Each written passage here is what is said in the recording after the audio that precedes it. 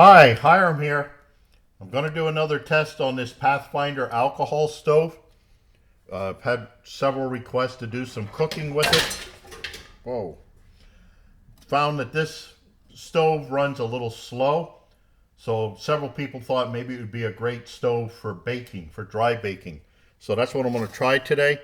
I'm going to use my BatchStovez Dry Baking Combo. It's an aluminum pot that Sam over at BatchStovez makes. I'll leave some links down below for more information about it. I love his pots for aluminum pots. But this one, it's a combo for dry baking. The pot that's on the outside is about 4.5 inches in diameter and about 4 inches tall. The lid has a piece of silicone tubing in it, so it forms a vent. It actually vents through that. Inside is a small aluminum ring. This keeps your whatever you're baking up off the bottom of the pot to help keep it from burning. Now I'm not sure if this might work better with holes in it so that the hot air can circulate, but I'm going to try it like this today. Also, the pot that it comes with for dry baking is this one, another spun aluminum.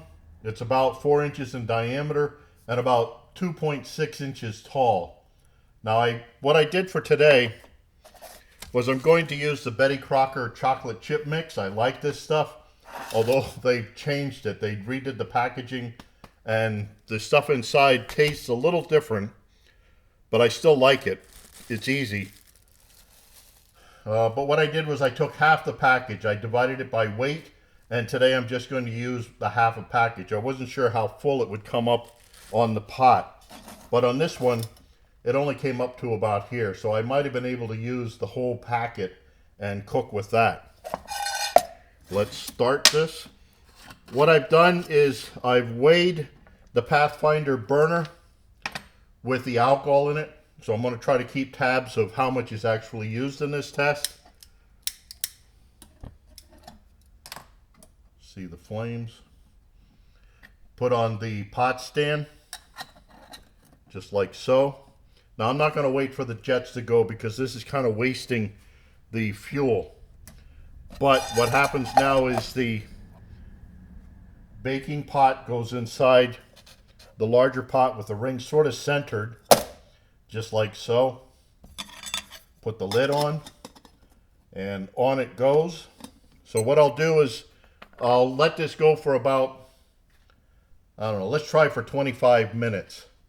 Normally it calls for 16 to 21 minutes in an oven. So I'm going to start with 20 minutes. So I'll break here and I'll come back in about 25 and we'll test it.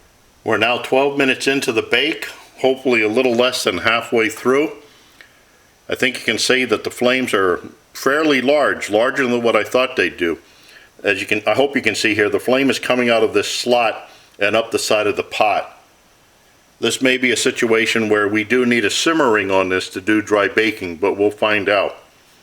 One thing I meant to say earlier was that I had hoped to do this outside, this test, this bake, but it's raining and windy as all get out, so I had to do it in here. But we'll see what this does. Okay, we're now 15 minutes into the test. I'm starting to smell stuff, so I'm sorry, I just can't help it. I gotta check. One thing on this, you probably won't be able to see it on the camera. Let's see if I can get this to focus in. I can see moisture coming up through the silicone tube there, so it is acting as a vent. But let's see what this looks like. Wow. Not bad. It does look like it might be getting brown around the edges, but I'll let it go for the 25 minutes yet, and we'll see what it looks like. We're now 20 minutes into the bake. I think I'm going to test this here now because it's starting to smell like something might be getting a little overdone. Normally, when you're baking something, you don't play with this. When you have the lid on, you leave it on until it's done, because if you open it, all your heat gets out. But first couple of times, you got to kind of play with it. To test it, you just use a toothpick or something like this. Stick it in. If it comes out clean, the baking is done. Yeah, quite brown. Stick it in. Clean, stick it in, clean except for some chocolate. So I think this might be done. Take it off the heat.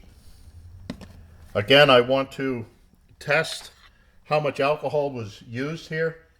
So I'm going to have to put this out.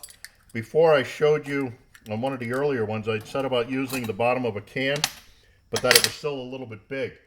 I found out that a 6-ounce tomato paste can bottom or top fits over this real nice and tight. Yeah. Just like so. Push it down and it puts out the flames. A little warm on the fingertips, but let's see. Yep, it's out. So I'll be able to weigh that and see how much alcohol was consumed in this bake. Now what you got to do is one of the hardest parts is you just let it set.